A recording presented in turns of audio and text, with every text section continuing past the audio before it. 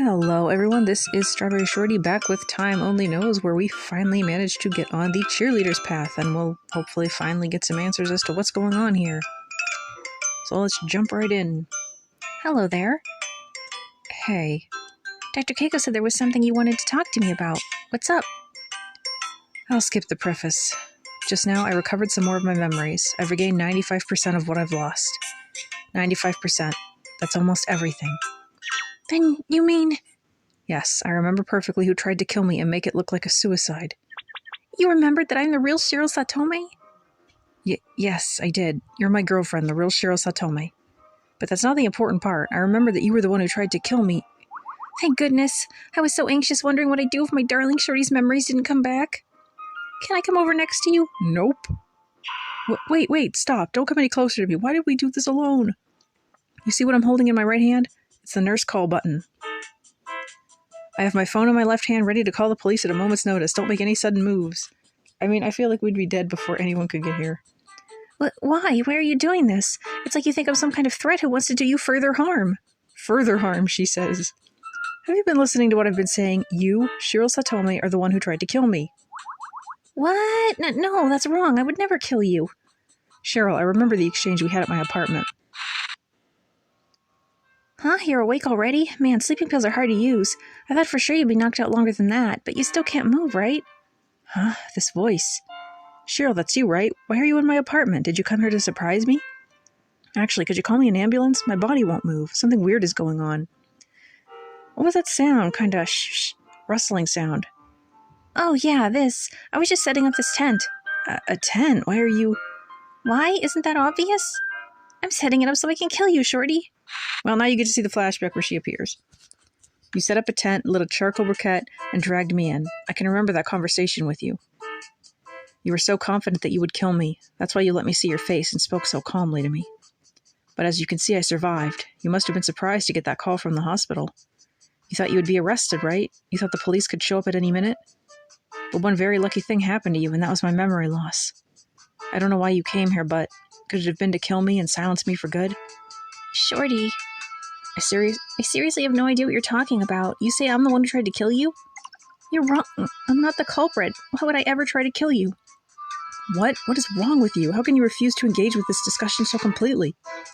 I told you I have 95% of my memories back, and I can even remember the conversation we had while you were about to kill me.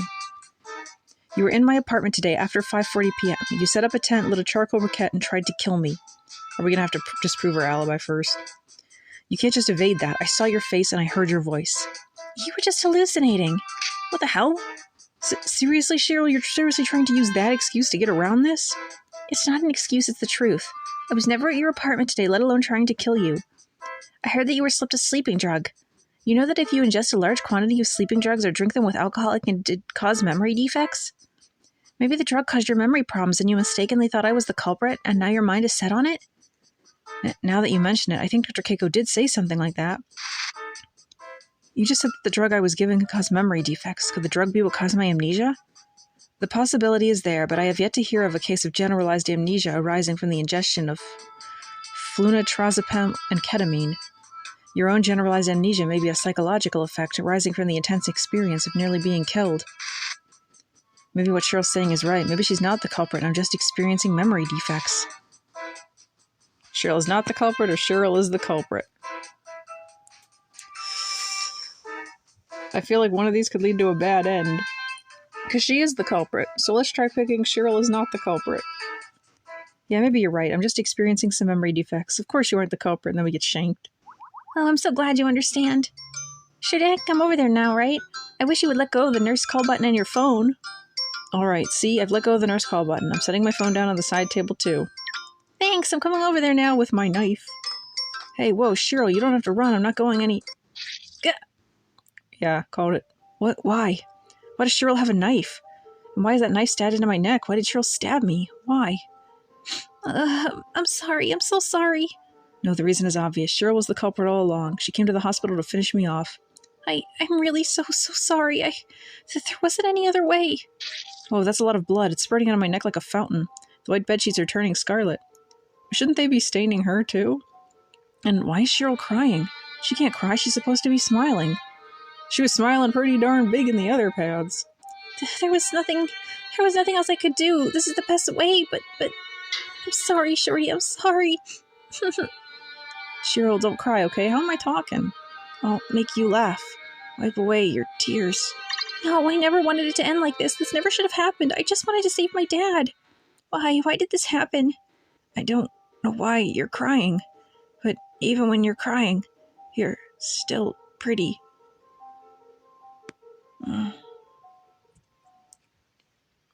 Game over. Well, we gotta see a new bad ending. Bad ending 9, even if you're the culprit 1.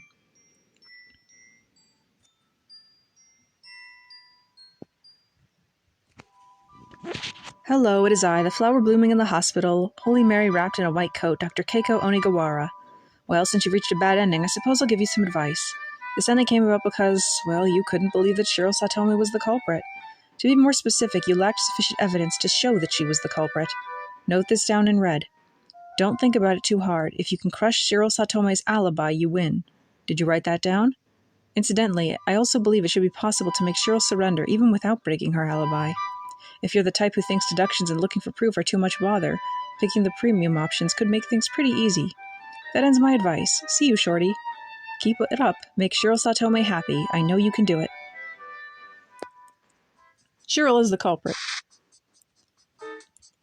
Yes, but you can say whatever you like. Listen, Shorty, this is important, so note it down in red and underline it. The only things you can trust are your own memories and material evidence. Did you put a red line under that like I said? All right, first, just so you know, this is important, so we're writing it down in red again. I'm not going to lie about my recovered memories. I'm going to tell you everything just as it happened. In other words, these memories are true. That's not really how it works with memory defects, though. Did you write it in red? Don't forget to underline. I'm right. I haven't mistaken anything. Cheryl is the culprit. Cheryl, you're definitely the one who did it. I don't have any memory defects. That's such a shame. I'm heartbroken. I never thought my own boyfriend would suspect me that way. You can't try to act your way out of this. In fact, I'll turn what you said back around at you. I never thought my own girlfriend would try to kill me.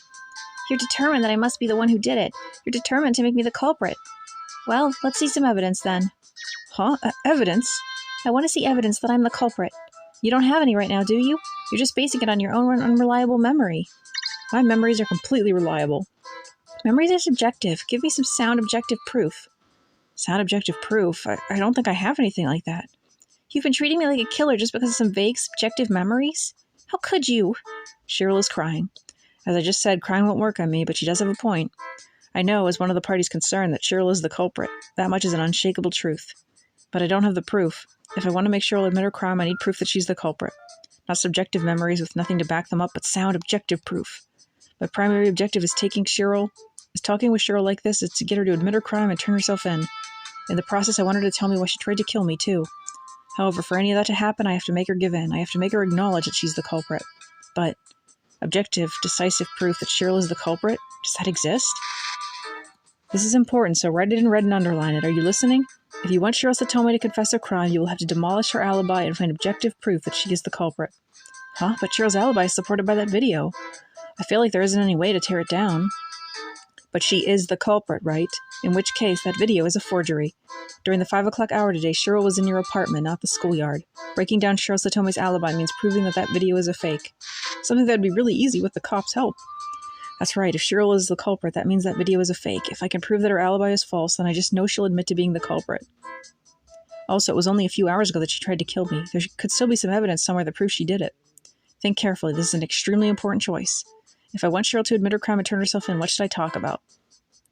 Where is the absolute proof that shows she's the culprit? Spare key, alibi, sleeping drug, her smell. I remember the smell. So, I feel like I'm just going to pick that.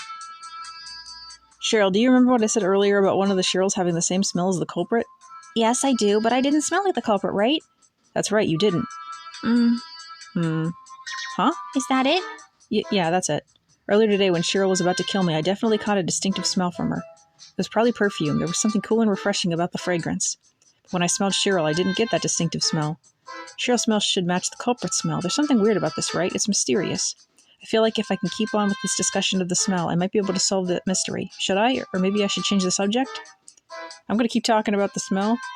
Because I swear she smelled when I first, encountered her. The smell. When I smelled Cheryl earlier, what was it like? So, Shorty, what do you think? She was really soft. I mean her smell. It was the fragrance of a very sexy perfume, something like roses, hee hee. That's right, it was a perfume with a rose-based fragrance, and it was completely different from the smell at the time of the crime. Huh? Hang on. Hey, Cheryl, have you always had rose-based perfume? I don't remember ever smelling roses on you during the 3 months we were dating. I bought this rose one because I had been running out of the one I'd been using before. That's right, the one you always used to wear when we met up was something minty, I'm pretty sure. But I'm glad you're alive. Whoa, now you're hugging me? I'm really, really glad. I'm glad you didn't die. As her soft chest presses against my body, I catch the faint fragrance of mint in the air. Perhaps she was wearing perfume at the back of her neck. I reach around her narrow hips and embraced her tightly. Then, feeling the 2 voluptuous hills that lay below her neck, I slowly undo the hooks of her brassiere. Don't you dare. Stop narrating, and you, cheerleader, back off. I don't think we needed to go that far with the flashback. Yes, I remember now. The smell I got from the culprit when I was about to be killed. It was mint. See, I knew I was right. It was hard to tell at the time because it was mixing with the smoke from the charcoal briquette, but now I know for sure. What's more, when we had our very first meeting here in the hospital, you were wearing perfume with a minty fragrance. And yet, by the time of our second meeting, your smell had changed. It was a rose fragrance instead. Cheryl, I want a satisfactory explanation for why you change your perfume in the middle of things. As I told you, the mint perfume that I always use ran out this morning. So I used the rose perfume I just bought. That's all there is to it. But would you really go out of your way to refresh your perfume in a hospital? Yes, I would. I don't think so, Cheryl. I think you heard Dr. Keiko mention that I said one of the Cheryls had the same smell as the culprit, freaked out and put on the rose perfume. And it just drowned out the mint? You realized that what I had smelled was the mint perfume you always wore, and that would put you in a bad spot. So you covered it up with rose perfume. Is my reasoning wrong? Yes, it is. I've already told you twice the mint perfume I used ran out, so I used the rose perfume I bought. That's it. I always want to smell nice around you. The fragrance I caught when I was about to be killed was mint. It was the perfume Cheryl always wore, no question. Cheryl went and put the new perfume on after being told that part of my memories had come back, and one of the Cheryls smelled the same as the culprit. I don't think I'm wrong about that, but as I sort of guessed, using smell as a basis is kind of vague, and I don't think I'll be able to make her admit her crime this way. Unless I find a stronger, more certain basis and objective absolute proof, Cheryl probably won't confess that she's the culprit. I should change the subject and take a different approach in finding evidence that Cheryl did it. How should I make my next attack? Where can I find proof that shows she's the culprit? So all that was basically for nothing. I'm just going to say the alibi. But I'm glad we got the smell thing clarified. I'm confident that you're the culprit. I was talking to you as you were carrying out the crime. I talked to you face-to-face in my apartment. There's no way it's a memory defect or a hallucination. In other words, the video you showed me, the cheerleading practice that you said took place between 5 and 6 p.m. today, is a fake. That's troubling to hear. I sent you that video, right? No matter how you look at it, it was recorded this evening. I'm there in the video, and the clock in the schoolyard shows that it's 5 o'clock. I'm pretty sure that's as perfect as an alibi gets. That's true. At first glance, it's a perfect alibi. Let's think back over what the video shows. A dried-out schoolyard by the light of the setting sun with Cheryl's cheerleading squad practicing in the middle. The analog clock shows that it lasts from 5:20 to 5:40. It seems like an ironclad alibi. But Cheryl is the culprit. Between 5:20 and 5:40 today, she was in my apartment trying to kill me. Which means that this video was not actually recorded this evening. Because she was in my apartment and trying to kill me this evening, right? In that case, when was the video recorded? Last year on today's date. Well, last year on today's date is pretty good. Video from this morning. Because I think they said the specific date, didn't they? So I don't know if last year would work. And would it be that dark this morning? I'll say this morning. Like maybe it was really early in the morning. Yes, of course. That's it. Why didn't it occur to me before? Cheryl, I figured out your trick. The video you showed me was recorded this morning. Yep. The cheer team at our school is really strong. A lot of money and labor goes into our practices. We practice later into the day than any other clubs, and we have morning practice almost every day, too. There are also a lot of people who end up quitting because they can't keep up with the training. Since the light on the schoolyard is red, I assumed at a glance that it was an evening practice. But this is morning, not evening, isn't it? Hey, Shorty, this isn't about artistic appreciation. There's something more important for you to be looking at. I'm watching. The whole screen is under evening light, and the clock in the schoolyard says 5:20. In this video, hang on, let me just fast forward, ends at 5:40. Since the schoolyard clock is analog, it doesn't distinguish between AM and PM, so the time that the video shows isn't from 5:20 to 5:40 PM, but rather 5:20 to 5:40 AM. How about that, Cheryl? I'm pretty satisfied if I do say so myself. Your alibi has crumbled. No, it hasn't. Huh? What basis do you have for saying that the video was taken this morning rather than this evening? Basis? Well, Okay, if I look at the video's properties, I should be able to find when it was recorded. All the properties have been erased. How cunning can you be? Your insistence that this video was taken this morning is nothing but conjecture, fiction, fantasy, nonsense. This is beginning to feel like an Ace Attorney game. Do you have any proof to back it up? Yes, of course I do. Let's see it then. Without proof, your claim has no persuasive power. Proof that this video was taken in the morning? Where am I supposed to find that? But if I don't, Cheryl will keep insisting that it was recorded in the evening. I won't be able to break her alibi. Still, this is a problem. I can't come up with any kind of proof. I could use the direction and angle of the sun to work backwards and come up with a time, but for that, I would need to know the address and position of Cheryl's school. And I doubt she'd tell me if I ask. Think. Watch the video over again. Huh? I've got it. I found it. The proof that this video was recorded not this evening, but this morning. And that proof is... Garbage truck driving by. Everyone looks sleepy. The ground is dry. I'll say the garbage truck. Look, right around here. There, the big blue rectangular vehicle driving past on the other side of the schoolyard fence. That's the garbage truck. The garbage truck goes by in the morning. Therefore, this video was taken in the morning. ODA? You're supposed to say QED when you prove something. ODA is Official Development Assistance. I don't know what QED is, though. Oh, right. Man, you wouldn't think a tutor would mess that up. Anyway, you can't talk your way out of this. There's a waste treatment plant near my school, so we get garbage trucks going by regardless of the time. Including in the evenings, of course, so there's nothing strange about one showing up in the video. QED. These frivolous arguments are too much. It's not frivolous, it's the truth. This video was recorded in the evening. There's no changing that fact. Damn it, I know I'm right about everything leading up to the video being from the morning. If I could just find some evidence for it, it would destroy Cheryl's alibi. I got so close, but I can't keep discussing her alibi. Better change the subject. Cheryl can play dumb all she wants, but the fact remains that she's the one who did it. If I think carefully about everything she's told me today, there must be some statement that shows she did it. Also, not that much time has passed since the crime. She might have still some definite evidence with her. What should I talk about next? Where should I find the proof that she's the culprit? Are we supposed to pick all these? Let's just say sleeping drug. Cheryl, the one piece of evidence that proves you're the culprit, above all else, is the sleeping drug in my cola. I always drink cola when I'm gaming. Ever since I started with this company, it's been my habit to set myself up with a bottle of cola and a bag of potato chips on the table and a controller in my hands. I do this every Wednesday because that's when I get off work early. Gotta get home roughly at 5 p.m., play video games while pouring cola and potato chips down my throat. A nice, extremely unhealthy evening. And as far as I can recall at this point, I haven't told any total strangers about this habit. I haven't even told any of my friends or colleagues, just one person. Anyone could have made a duplicate key or picked the lock and gotten into my apartment. It could be that they smelled the same because they were wearing the same perfume. The stalker could be a suspect. But the culprit was someone who felt certain that I would drink the cola today, and I don't believe it could be anyone other than Cheryl Satome. Drugging the cola beforehand wouldn't mean anything if you didn't know when I would drink it, right? But you knew about my habit of drinking cola on Wednesday evenings, didn't you? The culprit was someone who knew for certain that I would drink the drugged cola this evening, and you're the only one it could be. Really? Yep, really. Leaving early on Wednesdays, getting home a little after 5, loafing around playing video games and guzzling down chips and cola. I haven't told anyone about that habit but you.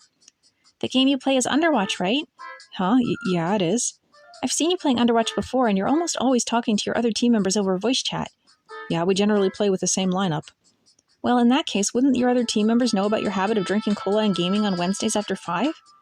I even remember hearing you saying cola and potato chips make the best gaming buddies over voice chat online.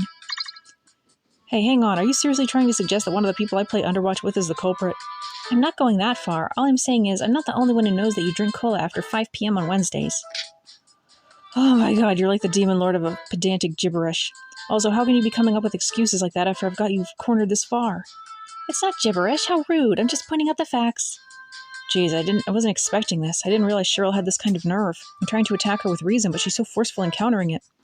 If I want to get Cheryl to agree to admit to her crime, shallow evidence won't do. I have to throw something conclusive at her. If I pursue the sleeping drug discussion a little further, I feel like some conclusive proof that shows she's the culprit might show up. But maybe I should change the subject? Nope, we gotta keep pushing because I don't think the spare key's gonna help. What's the matter, Shorty? You've been quiet for a while. Why don't you just give up? There's no proof that I'm the culprit. As I've told you 1,000 times, I'm not the culprit. You're just determined to think I am. Hey, can I come over next to you? Just put down your phone and let go of the nurse call button. I know I picked this option myself, but I don't think the sleeping drug discussion is going to get through to her anymore. Actually, it seems like getting her to surrender through reasoning is impossible. I need absolute proof that she's the culprit. That proof has to be something I can see and touch. Yes, tangible evidence. Where am I supposed to find anything like that? Do I go home right now and collect fingerprints from the plastic cola bottle? No, this is Cheryl. She must have worn gloves when she was putting the drug in the bottle. She's way more careful than I thought. There's no way she would have left any. That's it. Cheryl wouldn't have left any evidence behind. I've got it, Cheryl. The clearest proof you're the culprit is right here in this room. What would that be exactly? It's there in the bag you carry around. I want you to take everything out of it. No, I'm on my way home from practice, so there's sweaty towels and underwear in there. I don't want to take everything out. That's not true. The real reason you don't want to show me is because you have the cola bottle from my apartment in there. There's no cola in here.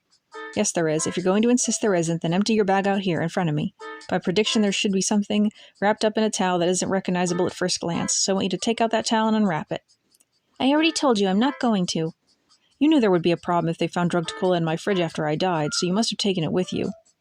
I doubt even half an hour passed between you leaving my apartment and showing up here at the hospital. For most people, that should have been plenty of time to get rid of the cola. Just flush it whatever was left on the toilet and throw the empty plastic bottle in the trash.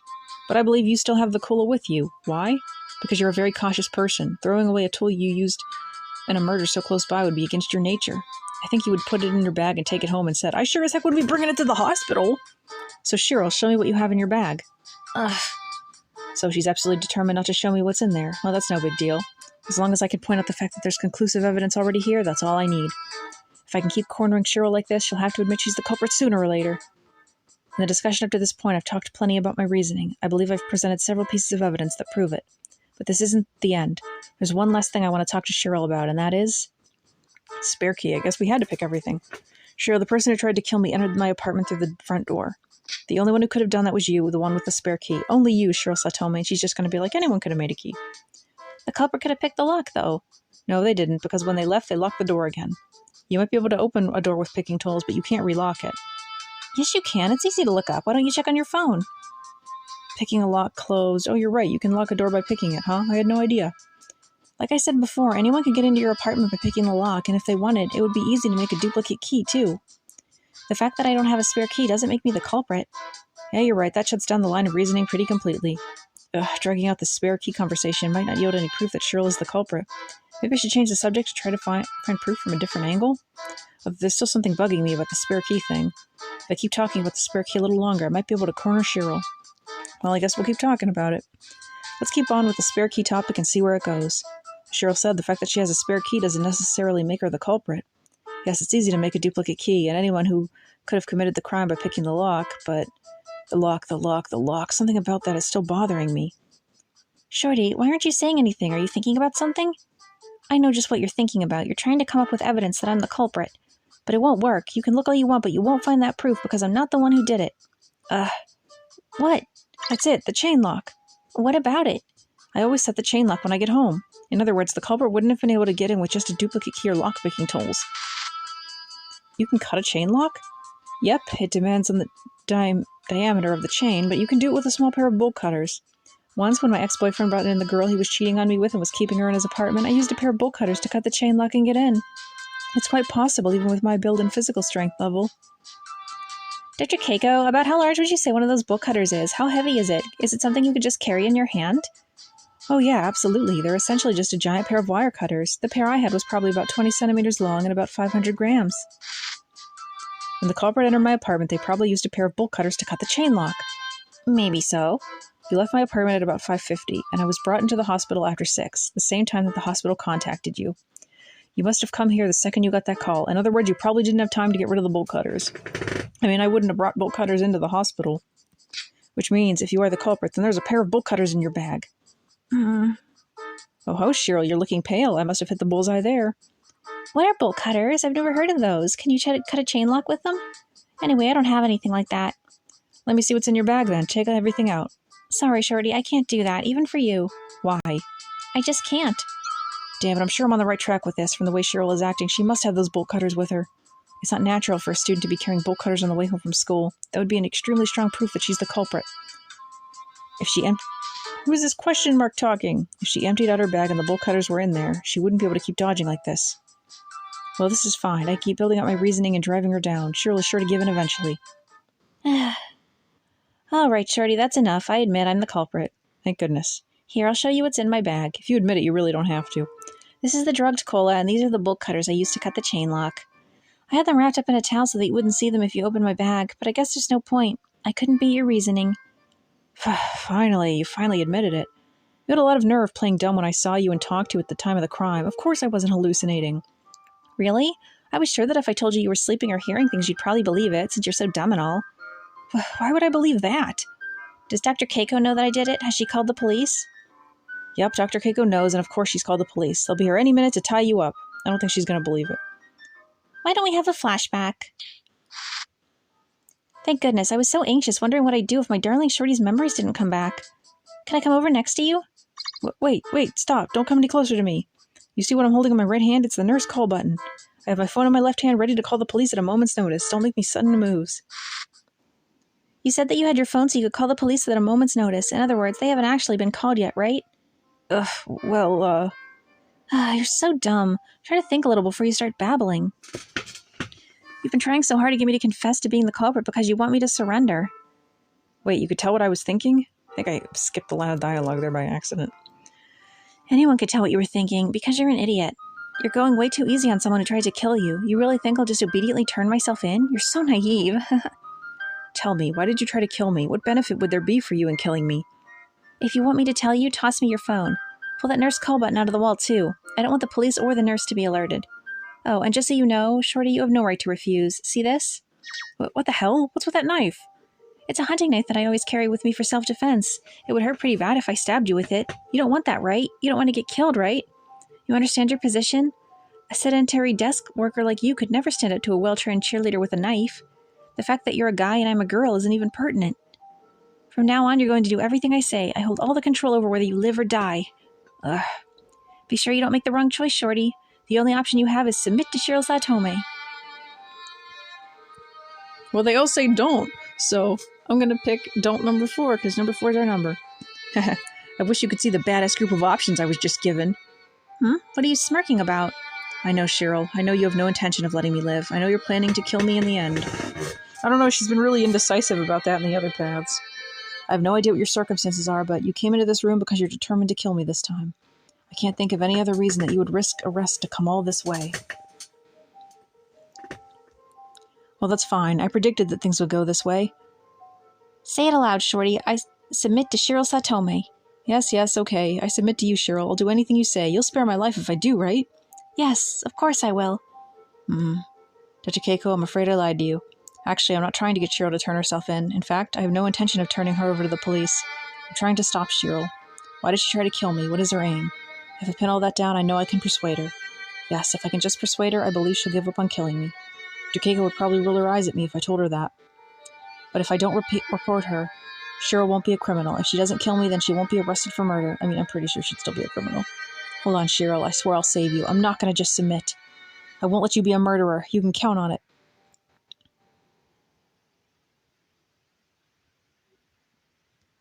I think we reached the chapter end.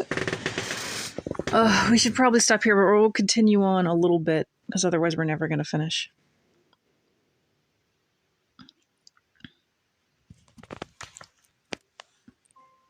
Flashback. Huh? What's up, Cheryl? Can't sleep?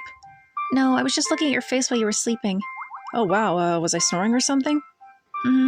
Just sleeping quietly. Hey, Cheryl, there are tear stains around your eyes. Were you crying? Is something wrong? Oh no, I was just watching you sleep and I started tearing up for some reason. Hey, pajama scene. Huh? Do I look that scary when I sleep? No, not at all. I was just thinking about what a lucky girl I am to have such a wonderful boyfriend and I started crying. I don't really think I'm good looking enough to make anybody cry.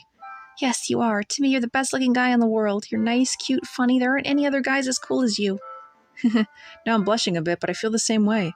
I'm a lucky guy to have such an adorable, devoted girlfriend. I really don't deserve you. That's not true. I'm the one who doesn't deserve you. Wrong. Any guy in the world would hate me for having such a gorgeous girl as my girlfriend. Am I cute then?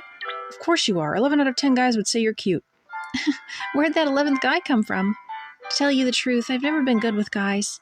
I was afraid of having them look at me. I didn't want them to touch me. I never even knew what to do when they talked to me. I thought my face and body were a curse. I actually thought that maybe if I sliced my face up with a knife, they wouldn't be interested in me anymore. I thought all men were the same, just violent, selfish creatures. All the men around me were like that. But you were different. When I met you, I realized how kind people can be. I learned that men can be warm and considerate. I wished I could be your girlfriend. I thought about how happy I could be if I could tell people I was your girlfriend. Well, hey now, you are my girlfriend. Yeah, I am. I feel like we should probably have said something about all that really concerning stuff she just said earlier. I had no idea you had that phobia of men, though. Do you dislike it when I touch you, too? No, of course not. I love it when you do dirty things to me. Cheryl, please kindly don't stick your hand under the covers while licking your lips.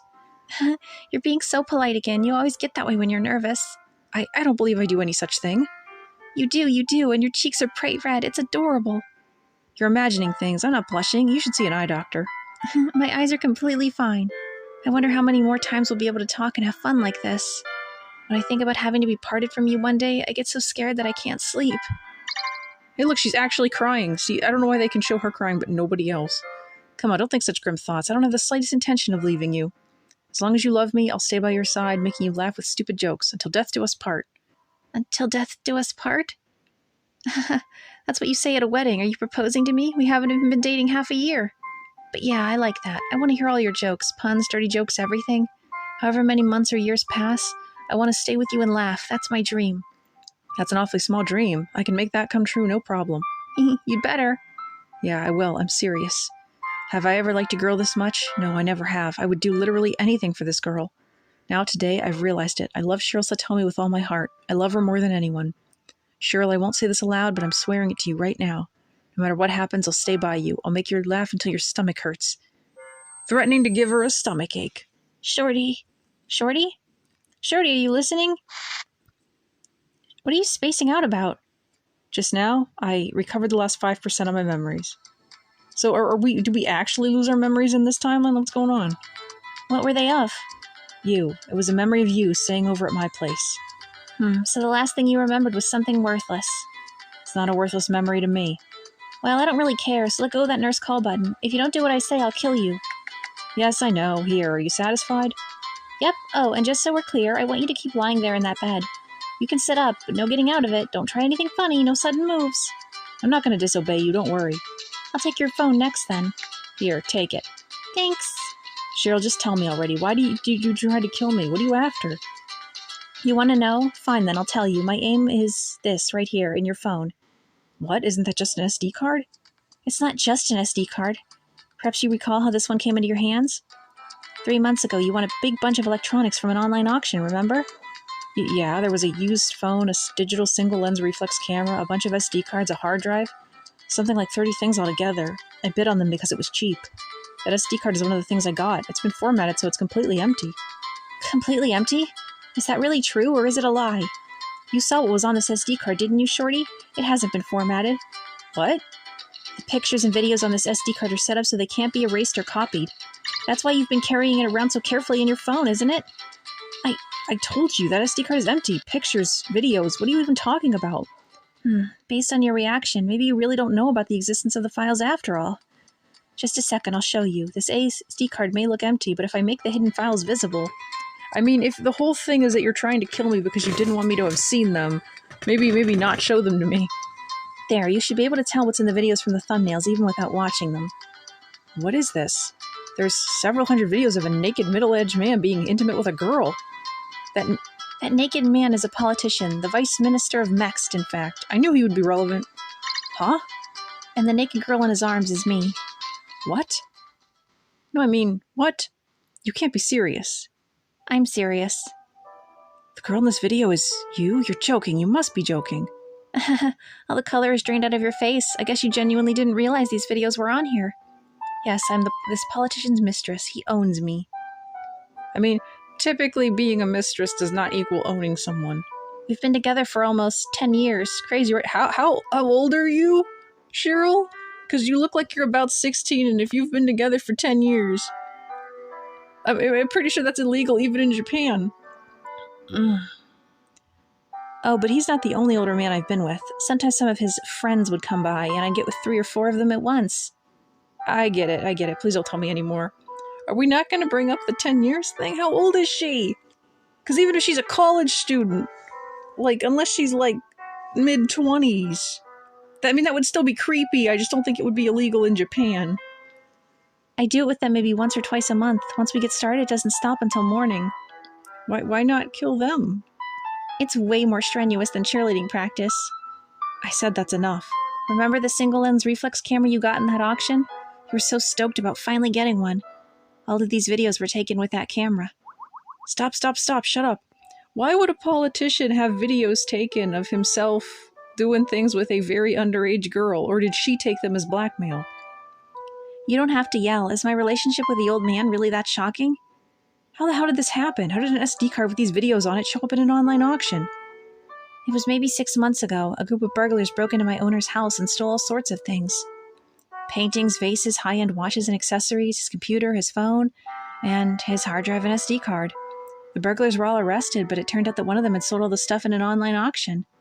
Of course, he totally freaked out when he found out, considering the sorts of videos he had saved to that SD card.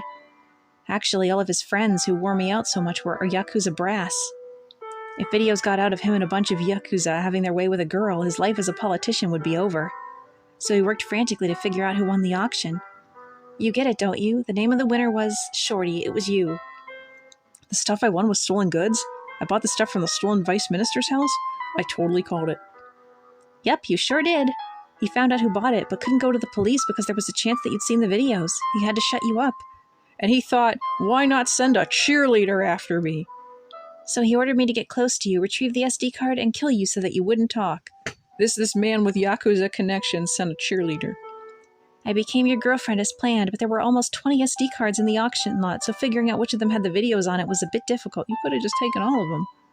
Last week, I was finally able to determine that the SD card in question was in your phone. And today, I was going to kill you, make it look like you killed yourself, and take back both the phone and the SD card. That was supposed to be the end of my mission. By the way, Shorty, I've been curious about this for a while. Did I know you had 2 phones? Huh? What do you mean? The phone sitting on the side table there is yours, right? Yeah, it was in the pocket of my jeans, so I assume it's the one I always use. No, it's not. This isn't your usual phone. Your phone is the one you got from an auction. It's an older generation than that and a little beat up.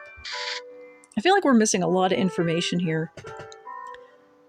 The phone I took after killing you didn't have the SD card in it. As of last week, I was sure that it was in your phone.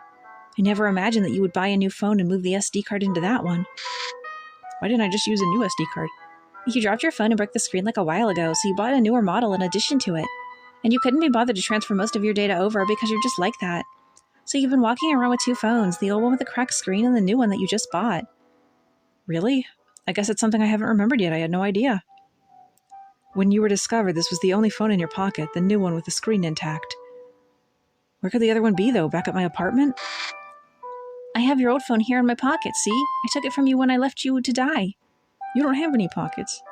After setting up the apparent suicide attempt, I left your apartment building and checked the phone. I was surprised to find that the SD card wasn't in there. I was about to go back up to your apartment, but then the ambulance showed up. Not only was I stuck with a phone with no SD card, but now it turned out you weren't even going to die. Go figure, right? Clearly, luck has just completely abandoned me. Your amnesia was a silver lining, but even your memories have come back by now. And there you have the reasons and details concerning my attempt to kill you. Understand now? Yeah, I understand. I don't want to believe you're some politician's mistress, but with video evidence like this, I don't really have any other choice. So you hired me as your tutor so you could get closer to me? Yep. And when you told me you loved me, it was a lie? Yep. The 3 months we spent together, it was all fake? Yep. I thought whatever love I might have felt for you vanished when you tried to kill me. But now, hearing you tell me so bluntly that you never loved me, it's a lot to take. Wow. Sorry to hurt you. You know, the 3 months we had were pretty fun in their own way. Cheryl, you have the SD card you wanted. Will you let me go? You don't have to kill me, right? What? What's with that smile? Sorry, Shorty, but all that stuff about sparing your life if you did what I told you, that was a lie. The fact that you won that SD card in the auction meant that you were going to be killed whether or not you actually saw the videos. Really, the plan was to kill you with poison before your memories could come back. But I just couldn't get you alone, and that's how you've survived this long. I see how it is. Well, I sort of figured it would end up like this. So kill me. I'm ready. I assume you're going to stab me with the knife? Oh no, this knife is just for threatening you. Like I said, you're going to die by drinking poison. Here, take this. What is it, a little glass vial with light brown powder in it? It's powdered aconite. Just a taste of it will kill you. By the way, apparently we're going to make it look like you died by accident after eating some wild plants while out hiking. Aconite is supposed to be immediately effective. It doesn't make you suffer for very long. You'll be dead just like that. How did I die via toxic plants in a hospital? And a last warning, you don't have any other options. If you refuse to drink the poison, I'll just kill you with this knife. Bye-bye, Shorty. Time for you to take the poison and die. So we're going to end this part here. What do you think of these developments? Thank you so much for watching. Please leave a comment and I'll catch you next time. Bye.